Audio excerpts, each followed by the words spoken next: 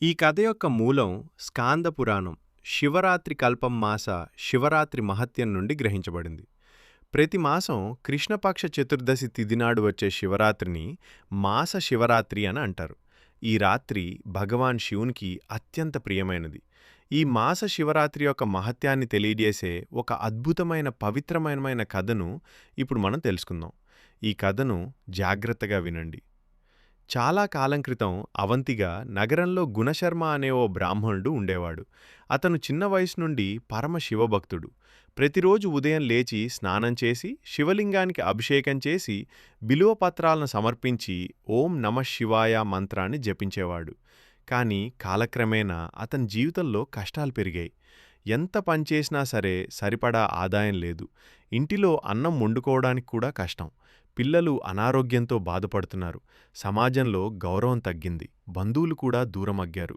ఈ కష్టాల మధ్య గుణశర్మ తన మనసు క్రమంగా భగవంతుని పూజ నుండి జారిందే.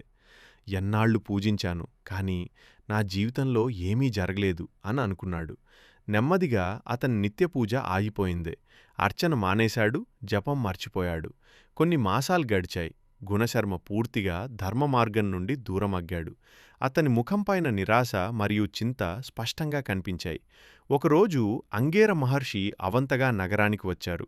ఆయన దివ్యజ్ఞానం కలిగిన మహాత్ముడు నగరంలో సంచరిస్తూ ఓ చెట్టు కింద బాధపడుతూ కూర్చున్న గుణశర్మను చూశారు.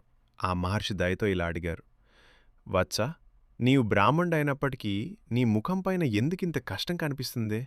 నీ మనసులో ఏముందో నాతో చెప్పు అననగా, గుణశర్మ మహర్షి పాదాలకు సాష్టాంగ నమస్కారం చేసి కన్నీళ్లతో శివునని పూజిస్తూ వచ్చాను. కానీ నా జీవితంలో ఎటువంటి మార్పు రాలేదు.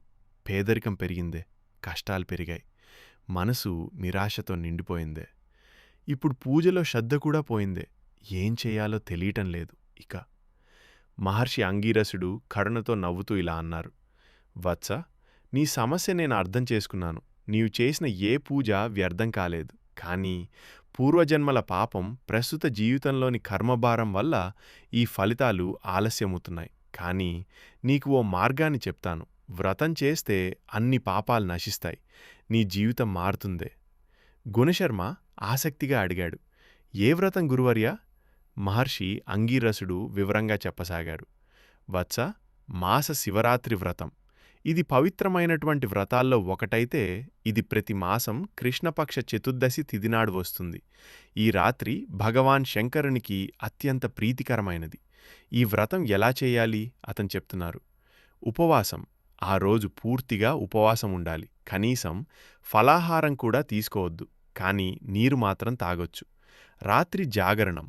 సూర్యాస్తమయం నుండి మరుచటి రోజు సూర్యోదయం వరకు మెలకువగా ఉండు, నిద్రపోకు. శివార్చన. రాత్రంతా భగవాన్ శివుని పూజ చేయి. సామర్థ్యం ఉంటే ప్రతి జాము ఒక్కో పూజ చేసుకో. సామర్థ్యం లేకపోతే ఒక్క పూజ కూడా చాలు. తర్వాత చెయ్యి, బెలువ, పత్రాలు శివలింగానికి సమర్పించు. ధనవంతులైతే పాలు, తేనె, పళ్ళు సమర్పించవచ్చు. పేదవారైతే ఒక్క బిల్వపత్రం కూడా చాలు. మంత్రజపం.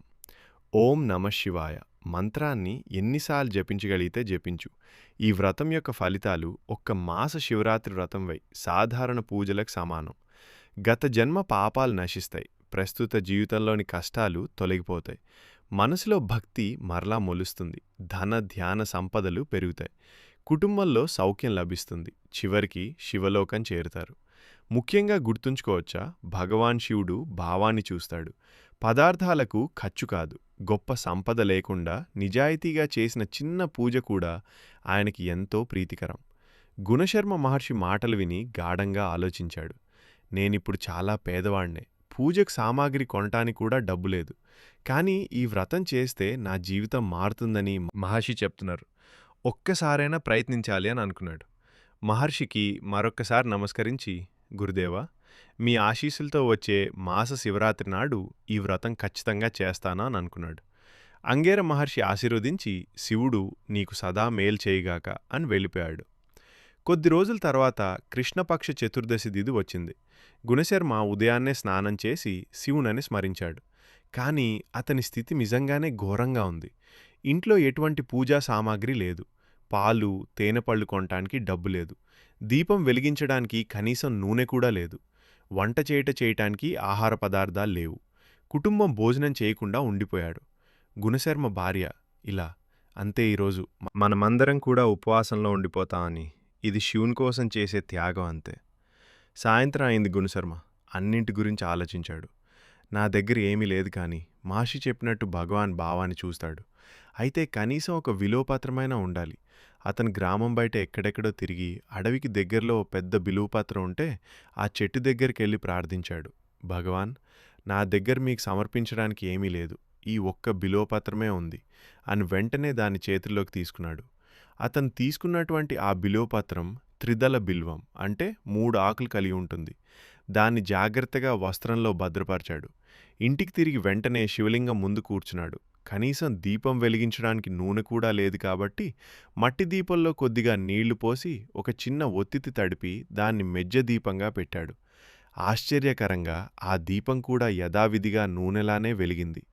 ఆ రాత్రి మొత్తం విలోపత్రాన్ని శివలింగానికి అర్పించి ఎలాంటి అభిషేకం చేయలేక 2 చేతులతో జలాన్ని సమర్పించి పువ్వించి పువ్వుల్లేక తన హృదయాన్నే భావపుష్పాలుగా మార్చి ఓం నమః శివాయ మంత్రాన్ని నిరంతరం జపించాడు.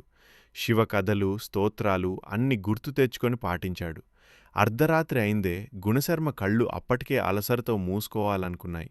కాని నేను మహర్షికి వాగ్దానం చేశాను.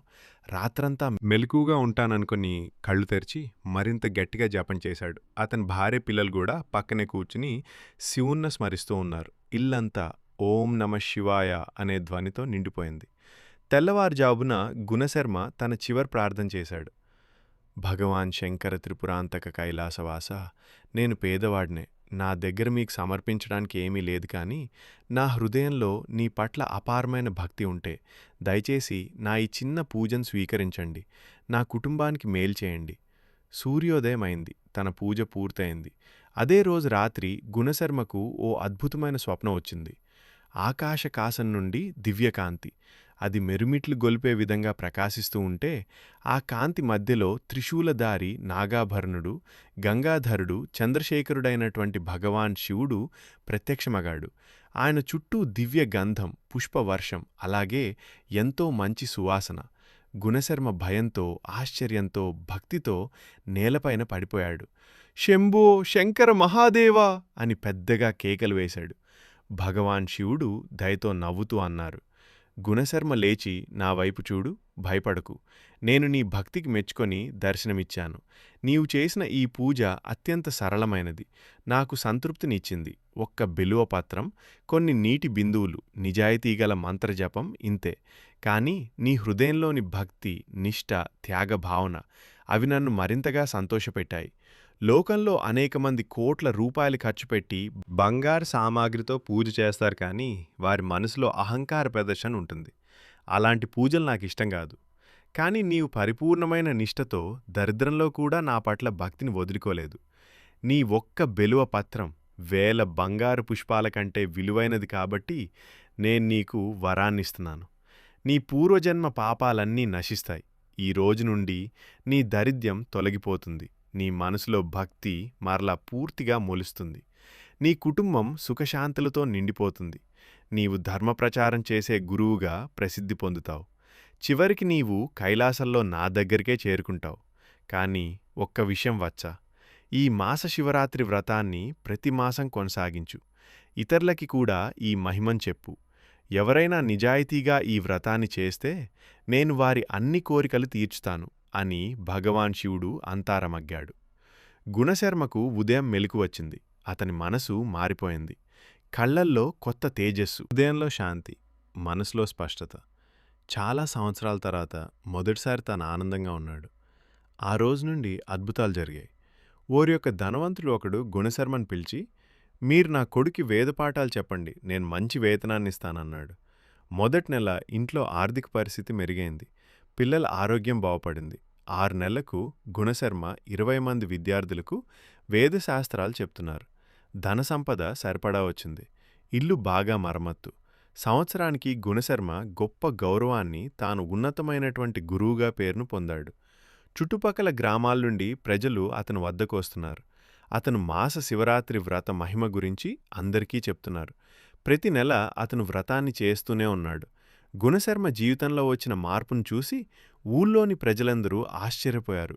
చాలామంది తన వద్దకు వచ్చి, మీ జీవితంలో ఇంత మార్పు ఎలా వచ్చింది అనగా, మాస శివరాత్రి వ్రతం వల్లే ఇదంతా జరిగింది.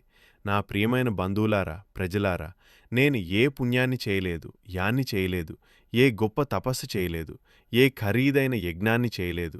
ప్రతి మాసం కృష్ణపక్ష చతుర్దశి తిథినాడు పగలంతా ఉపవాసం, రాత్రంతా మెలకువ, ఒక్క బిల్వపత్ర సమర్పద, నిరంతరం మంత్రజపం కాసిన నీళ్లు ఇంతే. భగవాన్ శివుడు భావాన్ని చూస్తాడు, ఖర్చును కాదు అని అంతా వివరంగా చెప్పాడు. మరి మేం కూడా చేయొచ్చా అననగా, మీరందరూ ధనవంతులైనా పేదవాళ్లైనా యువకులైనా వృద్ధులైనా అందరూ చేయండి అని చెప్పాడు. ఇక అందరిలోనూ వచ్చింది. వ్రతాన్ని చేశారు. అద్భుతమైనటువంటి ఫలితాలు పొందారు. అనేక సంవత్సరాలు గడిచాయి. గుణశర్మ ఇప్పుడు వృద్ధులయ్యాడు. అతని జీవితం పూర్తి సఫలమైంది. అతని కుటుంబం సుఖంగా ఉంది. వేల మంది విద్యార్థులకు అతను గురువుగా మారాడు. ఒకరోజు గుణశర్మ తన శిష్యులందర్నీ పిలిపించి చివరగా ఓ ఉపదేశం ఇచ్చాడు. ప్రియమైన శిష్యులారా, నా ఆయుష్ ముగుస్తుంది నాకు తెలుసు. నేను వెళ్లే ముందు మీకు ముఖ్యమైన విషయాలు చెప్పాలనుకుంటున్నాను అని ఇలా చెప్పాడు. భక్తి అనేది సంపదలో ఉండదు. నిరంతరం ఆయన స్మరించడం ముఖ్యం. సరళత్వం ఓ గొప్పతనం. గొప్ప గొప్ప విధానాలు అవసరం లేదు. శ్రద్ధగా చేసే ఏ పూజైనా చాలు. కుటుంబంతో కలిసి చేయండి. మీకు తెలిసినది ఇతరులకు చెప్పండి. భగవంతుడు తానిచ్చే సమాధానాలు మీవి అడిగితే తరులకు చెప్పండి. భగవంతుని మర్చిపోవద్దు అని చెప్పి ఆఖరిగా తాను తన దేహాన్ని విడిచిపెట్టి మాస శివరాత్రి వ్రతం యొక్క మహిమ కారణంగాను, అలాగే భగవాన్ శివుని యొక్క ఆశీస్సుల కారణంగా తను మరణానంతరం ఉన్నతమైనటువంటి కైలాసలోకానికి చేరుకున్నాడు. ఈ విధంగా ఒక సామాన్యమైనటువంటి మాస శివరాత్రి యొక్క వ్రతం గుణశర్వను గొప్పవాడిగా చేసిందే. దారిద్ర్యం నుండి సంపదకు, నిరాశ నుండి ఆశభావానికి, అజ్ఞానం నుండి జ్ఞానానికి ఈ ప్రయాణం భగవంతుని చేతుల్లో ఉంటుంది. దాన్ని చేరుకునే మార్గంలో ఒక ప్రక్రియ. ఈ మాస శివరాత్రి వ్రతం. ఈ కథ విన్న మీ అందరికీ, వ్రతాన్ని చేసే ప్రతి ఒక్కరికి సకల శుభాలు జరిగే భగవాన్ శివుడి యొక్క ఆశీస్సులు అందరిపైనుంటాయి. ఈ వీడియో కనుక మీకు నచ్చినట్లయితే లైక్ చేయండి, షేర్ చేయండి. ఇలాంటి మరిన్ని ఆధ్యాత్మికపరమైన వీడియోల కోసం ఇప్పుడే మన ఛానల్ను సబ్స్క్రైబ్ చేసుకోండి. సర్వే జన సుఖినో భవంతు.